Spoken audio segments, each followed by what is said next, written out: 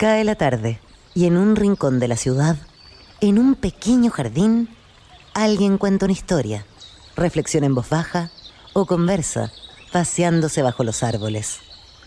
Es hora de volver a casa, bajar la velocidad y darle tiempo al tiempo. Christian Warnken nos abre la verja de su jardín para que respiremos aire puro y oxigenemos el espíritu.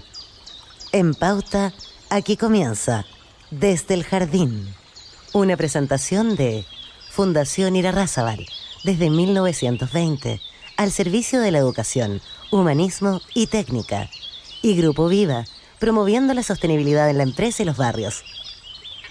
Lo esencial de toda exploración será volver al propio jardín y ver las cosas por primera vez, decía el poeta T.S. Eliot. Queridos y queridas radiovidentes, que al escucharme me ven en Antofagasta, Temuco, Viña del Mar, Valparaíso, Santiago, y también los que nos siguen por pauta.cl y por Spotify. Estoy abriendo la verja de madera de mi jardín y como todos los lunes, en realidad hoy es martes, no pudimos hacer esta emisión ayer porque ayer era 1 de mayo, Día del Trabajador.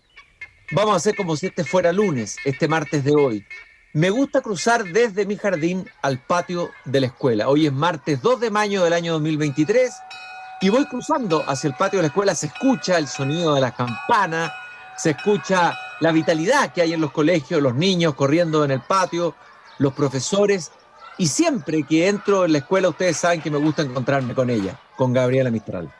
Muchas de las cosas que hemos menester tienen espera, el niño no.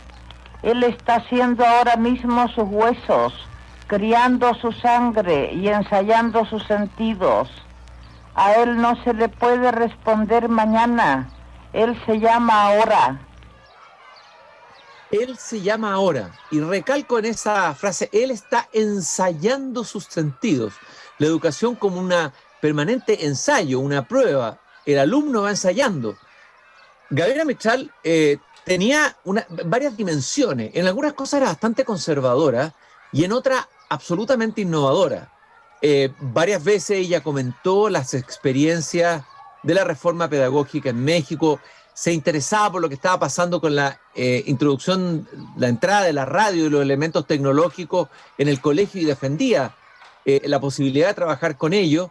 Escribió también sobre el método Montessori, lo estudió, y voy a leer un pequeño fragmento en un texto que se llama ¿Cómo educa el Estado a tu hijo en Buenos Aires?, que incluye un artículo de Gabriela Mistral. Ella habla sobre la escuela nueva y dice: la escuela nueva, mi amigo, es una creación espiritual y solo la pueden hacer hombres y mujeres nuevos, verdaderamente asistidos de una voluntad rotunda de hacer otra cosa. El que la logra es el que la llevaba adentro. Perdóneme la palabra algo eclesiástica. Necesita la escuela nueva maestros que posean la gracia. La gracia significa para mí movimiento inédito del alma, cierta alegría de crear que Dios da, afirma Gabriela Mistral en el comienzo de un artículo sobre escuelas nuevas y experimentaciones nuevas en educación. Y esta afirmación tan interesante que solo la pueden hacer aquellos que están asistidos por una voluntad rotunda de hacer otra cosa. Hoy día estoy en el patio de la escuela del Colegio Alberto Blesgana de la comuna de San Ramón, con su director. Ustedes se imaginarán un director, una especie de burócrata o administrador. No, es algo que rompe el esquema. Es un profesor de filosofía, director de un colegio. Ya es un primer dato interesante. Lo segundo, este colegio era el colegio de sus padres. Él es el hijo de sus padres, me imagino que es el hijo pródigo, ¿no?, que va y vuelve y regresa a hacerse cargo de este colegio. Pero no es solamente a repetir lo que ya se estaba haciendo, sino que a desarrollar un proyecto educativo innovador, diría yo, que se adelanta un poco a lo que va a ser la educación y lo que debería ser la educación en las próximas décadas. Y el trabajo que se ha hecho en este colegio absolutamente fascinante, es una transformación que tiene que ver con la innovación de los aprendizajes, con la programación, con la robótica, pero también con el yoga y la meditación, ¿no? Con un colegio que tiene el primer Fab Lab en un liceo chileno, un laboratorio de fabricación digital, con impresoras 3D, con cortadoras láser, con robots, algunas cosas creadas por probablemente inteligencia artificial, etcétera, etcétera, etcétera. Es decir, un colegio chileno hoy que está haciendo educación del futuro. Este colegio fue seleccionado para una feria entre los 100 mejores colegios del mundo para participar y presentar lo que estaba haciendo allí. Así que tenemos una conversación muy interesante esta tarde con Ricardo Román, profesor de filosofía y director del Colegio Alberto Beclara, aquí en el patio de la escuela. Un gusto, Ricardo, conversar contigo en esta tarde. Un gusto, Cristian. Muchas gracias por la invitación. Lo primero que quiero preguntarte, porque tu vida es muy interesante, me gustan las vidas que cruzan mundos y que no se quedan encerradas dentro de sus propios nichos. A ver, tú fuiste consultor de empresas para universidades, personas, gobiernos en México y en España. Ahí trabajaste con el equipo de Fernando Flores, pero estudiaste filosofía y ahora eres director de escuela. A ver, ¿cómo llegaste a cruzar todas estas experiencias para finalmente terminar acá dirigiendo el colegio Alberto Beclara? Es bien interesante porque, bueno, Fernando Flores yo lo considero un gran amigo, casi un hermano grande, es mi mentor. Aprendí muchas cosas con él de comunicación, de filosofía, tecnología, y muchas de las cosas que estamos haciendo acá son referentes con él, así que también hay gratitud con él. Pero también mis padres empezaron a introducir los computadores en el colegio en el año 87, o sea, estaban empezando. Traían a Bolivia Tech, te ponen acá a hablar de literatura en plena dictadura, entonces también ellos eran realmente innovadores, quizás de ahí viene, yo soy una rama de ese árbol quizás. Y bueno, y Flores cuando yo lo conocí era filosofía, era empresa, era tecnología, era política, y eran todas cosas que a mí me llamaban la atención. Me acerqué, me invité y ahí tuvimos una larga trayectoria juntos en distintos países. Y aprendí muchísimo. Yo creo que sería bueno que más que la escuela también incorporara algo de la empresa, que no todo es pecaminoso. Hay cosas muy buenas como dar cuenta, perseguir resultados, etcétera, cuidar los equipos, no sé, cuidar a los clientes. Todas esas cosas son cosas interesantes que también se pueden apropiar, y sobre todo el sentido de acción, que es muy importante también en educación. Sí, de hecho, lo que toca decir es interesante, porque claro, hay un prejuicio y tenemos, yo también soy profesor, parte del gremio de los profesores, uno ha tenido a veces un prejuicio contra todo lo que suena empresa, ahora se habla mucho de emprendimiento, pero es interesante que tú incorpores esta dimensión. ¿Y por qué es tan fundamental en tu proyecto educativo? Es importante porque nosotros tenemos 1.700 estudiantes, tenemos el 85% de vulnerabilidad, o sea, muchos niños con muchas necesidades de todo tipo. Entonces tenemos que hacer rendir los recursos, tenemos que hacer rendir el tiempo, porque cada recurso, cada tiempo que nosotros ganamos, estamos ganando estudiantes. Aquí a veces hay estudiantes que tienen tragedias tremendas, entonces no hay tiempo de darle mucha vuelta. Nosotros reflexionamos mucho, innovamos, exploramos, pero finalmente lo que se juega es que el último día de clase los estudiantes estén en la graduación, den unas buenas pruebas y entren a la universidad, que está ocurriendo ya felizmente. Entonces, claro, hay que tener un estado de ánimo ahí de apropiación, de responsabilidad y de foco en la acción, aunque también tiene que tener mucha reflexión y exploración, que también lo hacemos mucho. Oye, Ricardo, ¿y qué rescatarías tú podríamos decir, del pensamiento de Fernando Flores, que como tú bien dijiste, él tomó elementos de la filosofía de Heidegger? Yo lo escuché varias veces en varias conversaciones que tuve con él y lo llevó al mundo de la empresa. Parecía también una contradicción, ¿no? Agarrar al maestro Heidegger y llevarlo a la empresa, a la comunicación, etc. Claro, ¿qué es lo que te impronta de esa formación te ha servido a ti en el desarrollo de este proyecto educativo, de lo que aprendiste con Flores? Hay varias cosas que él consideró, varios desarrollos de la filosofía del lenguaje que podían ayudar a la práctica, a la acción, a generar acción. O sea, la comunicación no es transmitir información, sino que es generar acción coordinada entre varias personas, entre equipos. Esa es una cosa que desarrollamos. Otra bien importante es la innovación, que la innovación no es pura novedad, la innovación siempre se está enraizando en tradiciones.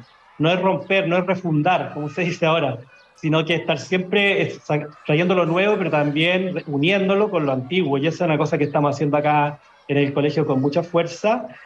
Otra cosa interesante que viene quizás del pensamiento del romanticismo, que es ponerle pasión en las cosas. O sea, si uno en un colegio no está apasionado con los aprendizajes, con los niños, con los alumnos, se termina quemado muy rápido. Es muy arduo el trabajo en los colegios, entonces hay que tener una pasión, una vocación tremenda.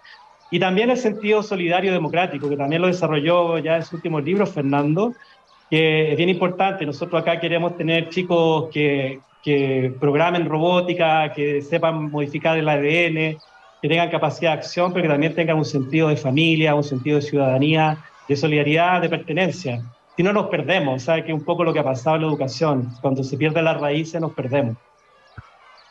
A ver, hagamos te leí por ahí en una, no sé si una entrevista o un artículo fue que tú publicaste, me parece, en una revista América Economía en Bolivia. Sí. Creo que ahí fue donde te lo leí. Que tú hablas de un ethos que quieres transmitir tu proyecto, ¿no? Tú hablas que hay que vivir la cultura de un ethos. ¿Cuál es ese ethos, podríamos decir, de este proyecto educativo que tú diriges? Ayuda un poco a compararlo con lo que pasó, la educación que se hipermodernizó durante la dictadura, transformó a los profesores en especie de funcionarios que transmiten conocimientos, y hasta el día de hoy son formados así los profesores. Entonces hay muchos profesores que son excelentes, que mojan la camiseta, se la juegan por sus estudiantes, pero la formación es una formación más bien tecnocrática, que es transmitir conocimiento. Y ya hay cosas más antiguas, del tiempo de la normal, por ejemplo, que los profesores eran formadores. Los profesores manejaban 50, 60 estudiantes en las salas, se sabían todos los nombres, los formaban, se preocupaban del corte de pelo, de los zapatos, se tenían relaciones, vínculos con ellos. Y eso es lo que el ethos que tenemos que desarrollar nosotros, es un ethos de cariño, de afecto, de que estamos jugándonos la vida por transformar a estos estudiantes, a estos jóvenes, a estos niños. Y eso es algo que es cultural, no es una cuestión que se haga con reglamento ni con más dinero. Más bien es cambiar esta mirada incluso de la vida. O sea, cuando uno va a ser profesor, hay que preguntarse si está dispuesto a misiones difíciles, duras. Ese es un ethos. Y el otro es que la conexión con el mundo, que una de las cosas potentes que hizo Flores, que la aprendió, y bueno, mis padres la tenían un poco, la verdad, esto de romper con el provincianismo. O sea, nosotros nos guste o no nos guste, estamos en una sociedad global, en una aldea, y es bueno que vamos desde chicos aprendiendo que existe eso. Nosotros acá también entrenamos en chino a los estudiantes, los introducimos a la cultura de China, porque no es la única, pero es una interesante conocer y tendencia. Entonces, al final, un colegio no es una máquina de una fábrica de transmitir conocimiento, más bien es un lugar donde vienen a experimentarse mundos, que también es una expresión más bien heideggeriana, que cómo se insertan en estos mundos, viven sus emociones, sus identidades, sus herramientas, sus tecnologías, y van viviéndolo de una manera inmersa, no con prédica, no con PowerPoint, sino que experimentándolo, en la experiencia, en la práctica.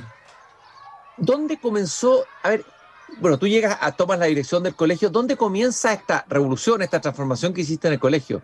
Me imagino que uno encuentra al comienzo resistencia de luego de los propios profesores, que produce inseguridad. Todo cambio produce inseguridad. Imagino que tiene que haber tenido una primera etapa que tiene que haber sido difícil en ese sentido, de los alumnos también, probablemente de la comunidad de los padres, etcétera.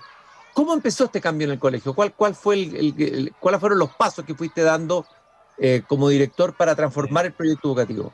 Nosotros tuvimos la suerte de tener una crisis casi terminal hace ya unos 12 años atrás, muchas dificultades de todo tipo, económica, todas estas crisis de crecimiento que tienen las instituciones, y nos obligó casi a partir de cero a repensarlo todo.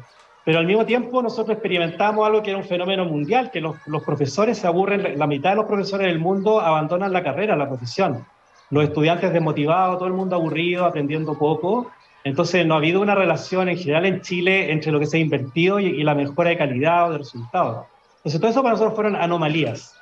Y la otra anomalía era que esto de que las clases se basan en que el profesor es el protagonista, el profesor es el que más sabe, y cuando un mundo había dejado de ser jerárquico. Entonces eso eran problemas. Empezamos a buscar qué podíamos traer nosotros de otros lados. Encontramos la robótica que estaba pasando en algunos colegios, la meditación o la yoga en otros lados, el teatro. Aquí estuvimos trabajando con el Cuervo Castro un tiempo, desgraciadamente se nos fue con la pandemia. Entonces trajimos distintas disciplinas, distintas culturas, distintos saberes y los fuimos poniendo acá probando. Al principio casi como un rompecabezas desarmado, como un árbol de Pascua, y poco a poco esto se fue adecuando, se fue coordinando y se va transformando en un modelo coherente, pero que lo hicimos de abajo hacia arriba. O sea, no nos fuimos a la montaña a pensar y trajimos el modelo terminado para hacer una refundación, sino que lo fuimos haciendo, aceptando parte de lo antiguo y trayendo cosas nuevas, mucho ensayo y error, que es como queremos que aprendan nuestros estudiantes en la práctica, basado en el ensayo y error, porque también así van a vivir. O sea, ya uno no puede vivir planificándose todo el futuro, tiene que vivir en este desafío del día a día. Nosotros acá tenemos el principio con los profesores que está permitido cometer errores. Hay permiso para equivocarse, porque necesitamos que se reinventen, que inventen sus clases de otra manera, que experimenten con otras tecnologías. Entonces a veces a un profesor se le desarma un curso y queda todo en la sala llena de pintura. Nosotros lo celebramos, eso está muy bien porque estamos probando. Si no probamos no vamos a inventar nada nuevo. Y necesitamos intentar reinventar la educación de una manera inteligente, pausada, pero hay que hacerlo. Claro, y en ese sentido los cambios fueron, bueno, cambios de contenido, me imagino, cambios de los espacios donde se hacen las clases, cambios de roles, el rol del profesor, el rol del alumno, etc. Exactamente. ¿Cómo es una hora de clase de tu colegio? A ver, para tener una imagen un poco en qué consiste esta transformación, a qué han llegado, que los ha distinguido y que, bueno, los ha colocado entre los colegios innovadores que hay incluso no solo en Chile, sino que también en el mundo. Claro. Y como tú sabes, esto es un proceso que no ha terminado, o sea, nunca va a terminar. Los profesores hasta el día de hoy están formados, digamos, de la manera tradicional. Entonces nosotros tenemos que reentrenar a los profesores acá. Por ejemplo, un profesor está entrenado casi en el ADN para él saber más, él exponer, él traer los contenidos, transmitirse. Si tú miras los libros escolares del Ministerio de Educación, están hechos como especies de cápsulas de conocimiento para transmitir. Está todo organizado así. Y nosotros decimos, y no lo decimos nosotros, esto lo decía Montessori, lo decía hasta Aristóteles para atrás, lo decía Popper, Piaget, de que el aprendizaje se construye en la experiencia, en la práctica. Entonces, cuando uno le está explicando a la gente, dándole definiciones, las puede memorizar, pero no está realmente incorporando sus conocimientos. El conocimiento se aprende haciéndolo. Entonces, lo que nosotros hacemos es que en la clase el protagonista sea el estudiante. Que el estudiante tenga un desafío, que normalmente son en grupo, en redes, en equipos, usando computadores para distintas cosas, pero ellos tienen que investigar, ellos tienen que probar y después ellos tienen que enseñarle a sus pares. Ahora, esto es una tendencia que la vamos imponiendo en el colegio, también todavía hay clases tradicionales, por cierto, no son todas así, pero se va imponiendo esta manera de hacer el valor, digamos, en la práctica ya que se va haciendo estándar en el colegio, y también vamos rompiendo la barrera del colegio, estamos muy relacionados con universidades, con fundaciones, los estudiantes, tenemos estudiantes que han hecho ellos clases de robótica en una universidad, los estudiantes de nuestra familia, para ellos no es obvio llegar a la universidad, entonces lo empezamos a llevar desde pequeños, se hacen amigos de los académicos, de los estudiantes, y tenemos chicos estudiando, no sé, arquitectura en la Católica, periodismo en la Católica, ingeniería en Santa María, que son mundos que para ellos simplemente no existen. Entonces les traemos el mundo o los llevamos a esos mundos. Entonces la clase propiamente no es el aula a los 45 minutos, que también, sino que el colegio es una experiencia de aprendizaje a partir de inmersarse experiencialmente en mundo, que parte todo siempre por la emoción, o sea, por comprometerlo, involucrarlo emocionalmente, con curiosidad, con aventura, con riesgo, a veces con fracaso. O sea, el componente lúdico es importante y crucial en esta experiencia, lo lúdico. Totalmente. Y es bien Homo Ludens, me acordé de Homo Ludens, Huizinga, ¿no? Que decía que lo más serio en la historia del hombre es el juego, que por ahí partió la historia de la cultura. Exactamente, y son cosas que la dice la misma Montessori. Es muy curioso que cosas que fueron dichas Dewey hace más de 100 años, Montessori hace 100 años, Piaget hace 50, todavía suena como que son novedades, cosas nuevas. Los escritos más modernos de Simon Popper tienen 30 años, y todos dicen estas cosas. Popper fue lo mismo, pero usando tecnología, que es lo que hacemos nosotros. Él desarrolló el primer sistema educativo Logo, con que se programaba. Y son todas cosas que son antiguas, pero ha sido muy difícil que penetren en el sistema educativo, y no aquí en Chile, en el mundo entero. Hay una inercia, ¿no? El sistema educativo tiene una inercia, pero por otro lado, estamos claramente en un cambio paradigmático global. El mundo se prepara para entrar al desafío de la inteligencia artificial. Hay un debate ahí entre científicos y distintas visiones, de lo positivo y negativo, pero viene un cambio gigantesco. Si ya hemos tenido cambios gigantescos, lo que viene es gigantesco. Y ahí el sistema educacional realmente puede entrar en una especie de colapso, ¿no? O en una, no sé, Lo está, o sea, una crisis. Claro, o sea, lo que te decía, que los profesores, no solo en Chile, están abandonando la carrera a los 5 años, la mitad de los profesores desertan de la carrera, no del colegio, se cambian de profesión, porque es muy duro, es muy difícil, tienen poca autoridad con los estudiantes, una sociedad que está horizontalizada, la familia no está presente, entonces hay que cambiar el repertorio, nunca mejor dicho, cambiar el paradigma. No dicho el paradigma como se usa en el marketing para cambiar de auto, sino que es cambiar el sentido común, la manera de imaginar un colegio, lo que estamos cambiando nosotros, de entenderlo de otro modo, y sobre todo basado en el cariño y en el afecto por los estudiantes, que le hace mucha falta. Nosotros acá tenemos estudiantes bien modestos, pero mi experiencia es que en otros colegios pasa lo mismo, los niños están más bien abandonados, y nosotros nos transformamos en su, como se dice ahora, adultos significativos. Y de ahí podemos agarrar una hebra donde se puedan abrir a las preguntas, a la experimentación, a la motivación, a la curiosidad, pero necesitamos como construir una legitimidad de estar en el colegio y que no solamente sea para venir a pasar el rato. Y ese es un esfuerzo bien grande porque no hay repertorio, lo estamos inventando ahora mismo. Estoy conversando en el patio de la escuela con Ricardo Román, profesor de filosofía y director del Colegio Alberto Blesgana de la comuna San Ramón, seleccionado entre los 100 mejores colegios del mundo. A ver, cuéntame esa selección, ¿fueron invitados a una feria internacional? Cuéntanos un poco eso. Claro. Es la misma fundación que premia todos los años al mejor profesor del mundo. El Global Teacher Prize. Innovación, exactamente, el Global Teacher Prize. Y hizo una innovación de ahora premiar colegios. Entonces hacen una selección y obviamente que nos revisaron todos los colegios del mundo, sino que fueron los que nos acercamos y ellos seleccionaron algunos que daban con el estándar que ellos estaban buscando. Y esta mezcla que tenemos nosotros, que son como 3 patas, una es que entendemos el aprendizaje en la práctica, en la acción, otra que hay que incorporar las nuevas habilidades del futuro, sobre todo tecnología, y otro que es basarse con mucha fuerza en la educación emocional, sobre todo ahora después de la pandemia. Eso que eso funcione, digamos, en la práctica, no es solamente un paper escrito, son acciones, son experimentos ya casi 10 años, y eso es lo que nos distinguió.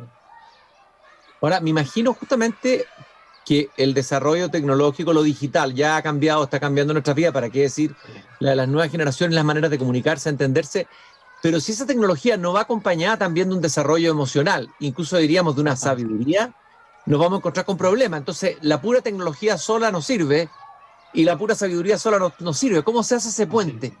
Claro.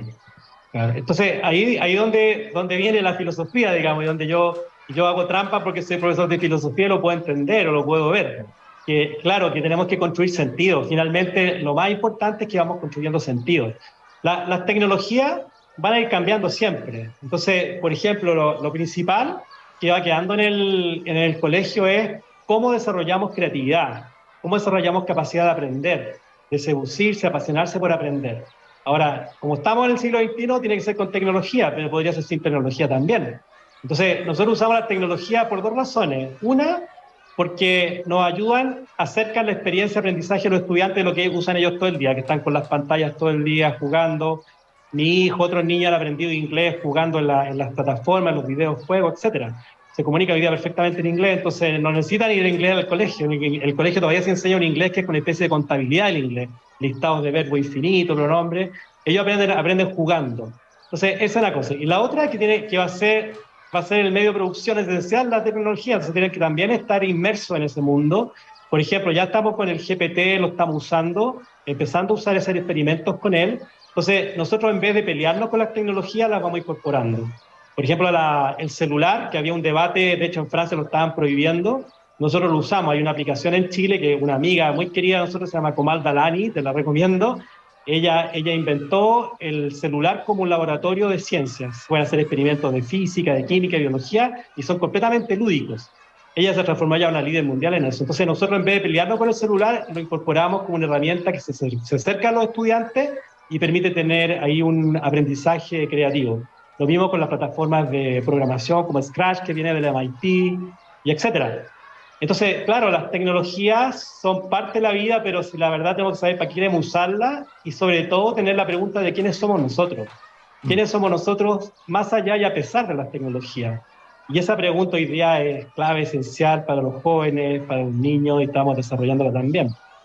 Ahora, acuérdate que Heidegger dice en una famosa conferencia que se llama Serenidad que hay que pensar la técnica, o sea, vivimos en el mundo técnico, pero hay que pensarlo. Claro, Hay que estar pensándolo, o sea, no aceptarlo solamente pasivamente. ¿Existe la técnica? Claro que sí, pero ¿qué somos? ¿Qué es el hombre? ¿No? Me imagino que esa pregunta atraviesa lo que tú estás haciendo. Y nosotros también tenemos, no somos un colegio confesional, pero también tenemos una raigambre que es humanista cristiana, social cristiana de base. Este colegio fue heredero de un colegio parroquial, mis padres eran social cristianos. Entonces también hay un sentido de la vida que no es religioso, pero sí un sentido que da, no sé, el sentido de comunidad, el sentido de autoconstruirse. De ahí también nos sirve mucho Heidegger, Maturana, Varela también para hacer todas esas reflexiones de poder conocerse como uno conoce. Por ejemplo, estas preguntas reflexivas. Normalmente la gente entiende que el pensamiento crítico es criticar a otros. Y yo digo, no, pues el pensamiento crítico es criticarse los propios supuestos, las propias preguntas de uno, las propias opiniones. Y eso es un esfuerzo grande. Nosotros tenemos una asignatura que se llama Desarrollo Personal, donde ocurren todas esas cosas. También intentamos hacerlo transversalmente, pero ahí está enfocado especialmente eso, autoconocimiento, sentido. Sentido quizás es la palabra más importante que hoy día hace falta, dado que cada vez más hay más recursos, a pesar de que hay una cierta insatisfacción en Chile. Chile es un país bastante rico comparado con la región, pero vive un nivel de insatisfacción bien grande. Y eso es lo que queremos nosotros construir, que los niños vean que al final no necesitan más recursos, no necesitan el último computador, sino que tienen que tener ellos una misión. ¿Cuál es tu misión en la vida? Eso es súper, súper importante y ojalá que sea una misión con otros. Oye, y hablamos de la tecnología, pero el yoga y la educación, bueno, en Francia yo me acuerdo haber entrevistado a una pedagoga que introdujo el yoga en las clases, fue bien innovador, después el Ministerio de Educación lo tomó, se aplicó en varios colegios. Hay toda una trayectoria, hay toda una búsqueda a través del yoga, la meditación. ¿Cómo fue esa experiencia en el colegio de ustedes y qué sentido ha tenido, digamos? Es bien interesante porque, por ejemplo, ahora, no sé si Antonio Damasio, que es un biólogo, Antonio un Damasio. neurocientífico, claro, entonces él dice, mira, no hay 5 sentidos, hay 7. Entonces nos falta la proposición y la introspección, que es tener sentido de tu propio cuerpo y su lugar en el espacio. Entonces, la meditación permite eso. Él dice que lo que hizo que naciera la conciencia es nuestra conciencia de nuestro cuerpo, de que somos. O sea, así como Descartes decía, yo soy porque estoy pensando, soy, yo porque siento mi cuerpo, soy. Entonces, ahí aparece la conciencia. Entonces, y meditar y yoga es mucho eso, es tomar conciencia de tu cuerpo. Y es parar la chicharra que todos tenemos todo el tiempo y ponerse en contacto con uno mismo, y eso hace que, hoy día está medido en la neurociencia, está medido en el laboratorio, que hace cambiar el cerebro, te hace cambiar tus ondas cerebrales, te produce tranquilidad, te produce mejor capacidad de concentrarte cognitivamente, bienestar personal y también ambientes armónicos. Entonces, claro, la educación emocional y social es un punto clave hoy, siempre, pero hoy día más que nunca, porque estas son habilidades que van a servir para toda la vida a los estudiantes, pero hoy día vivimos en una permanente crisis familiares, sociales, económicas. Entonces muchos niños se desbordan permanentemente. Nosotros acá a veces tenemos crisis graves, a pesar de todo el esfuerzo que ponemos, vimos niños que están en mucho riesgo. Y tenemos que tener este trabajo permanente de contención y desarrollo de fortaleza emocional. Y la meditación y el yoga son dos cosas que son claves para esto. La inteligencia artificial está hoy día en el corazón del debate. Han aparecido personajes como Harari criticando fuertemente la inteligencia artificial, poniendo alerta, diciendo paremos, cuidado. Hay otros que la defienden, Noam Chomsky. Hay todo un debate a nivel intelectual, de intelectuales de primer nivel. ¿Cuál es tu mirada del impacto que puede tener la educación y cómo lo piensas tú que la educación tiene que enfrentar este desafío? Claro.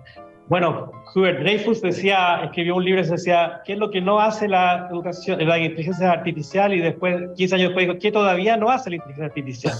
Entonces, lo que se dice es que estamos súper lejos de tener una inteligencia artificial general, digamos, que sea como una persona, que se puede parar y moverse, sino que todavía está enfocada. Lo que dice que quedan varios años para que tener una inteligencia artificial que sea equivalente a la inteligencia humana, pero focalizada en varias cosas ya es más potente que la inteligencia humana. Y el GPT, quizás tú has tenido experiencia ya de conversar, de hacerlo crear artículos. Manuel Castel publicó en La Vanguardia un artículo y la última frase que pone, este artículo lo escribió GPT, no lo escribí yo. Entonces, tiene una capacidad tremenda. Entonces, claro, si los profesores están dedicados a transmitir conocimiento, a repetir conocimiento, a enseñarles fórmulas que apliquen los estudiantes, a ser el que tiene más conocimiento en la sala, ya se la ganaba Google. Con la inteligencia artificial va a ser más todavía. El otro día en una sala una profesora tenía un problema con una fórmula matemática y un alumno le dice, está ese símbolo el que está equivocado, se lo había preguntado a GPT. Entonces, son cosas así que están pasando de rápido. Entonces, el punto es que nosotros, los profesores, lo que podemos hacer es enseñarle a los alumnos a aprender, enseñarle a tener preguntas, enseñarle a ser creativos, enseñar a usar estas cosas creativamente, no a usarlas como usuarios pasivos, como consumidores. Y ahí tenemos mucho trabajo. Se pueden poner al servicio de los aprendizajes, de investigar, de mejorar las cosas que ya existen. Entonces, no tiene por qué ser la tecnología una amenaza si la sabemos apropiar de una manera proactiva, creativa. Lo que no podemos hacer es darle la espalda, eso sí que es absurdo. O sea, porque simplemente van a estar en todos los lugares. Entonces, es como algún momento la educación hippie era que los niños vivieran sin reglas, después terminaban con problemas gravísimos durante toda su vida. Entonces, hoy día si un alumno quiere tener alguna posibilidad en el mundo, tiene que dominar tecnología. Es como fue la alfabetización hace 60 años acá en Chile.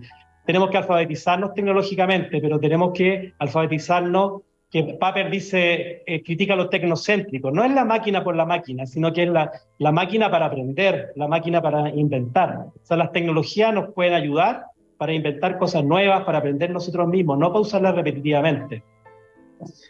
Ricardo Román, profesor de filosofía, director del Colegio Alberto Blesgana, ha caminado conmigo esta tarde aquí en el patio de la escuela junto al jardín. Ha sido una conversación extraordinariamente interesante, esperanzadora. Estamos viendo una educación no futurista, sino que una educación del futuro con sentido y ocurre aquí en Chile. No hay que ir a buscarla a Finlandia ni nada, está ocurriendo en la comuna de San Ramón. Eso es lo interesante que estamos compartiendo hoy día con ustedes. Quiero felicitarte a ti y a tu equipo por el... decirte dos frases cortitas nomás. Una, que tenemos mucha esperanza porque estamos viendo los avances que tenemos y los logros que tenemos con nuestros estudiantes, que son maravillosos. A veces tenemos fracasos y fracasos dolorosos también, pero la mayoría son logros. Y lo otro es que se puede hacer con pocos recursos. No necesitamos hacer grandes inversiones. Este es un colegio que funciona con recursos que le da el Estado a todos los colegios.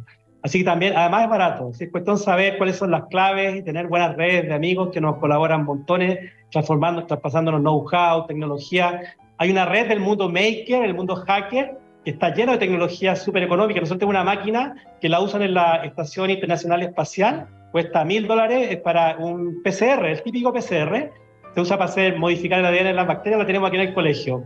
Y eso es porque tenemos redes con el mundo hacker. No necesitamos tener recursos, tenemos que tener amigos.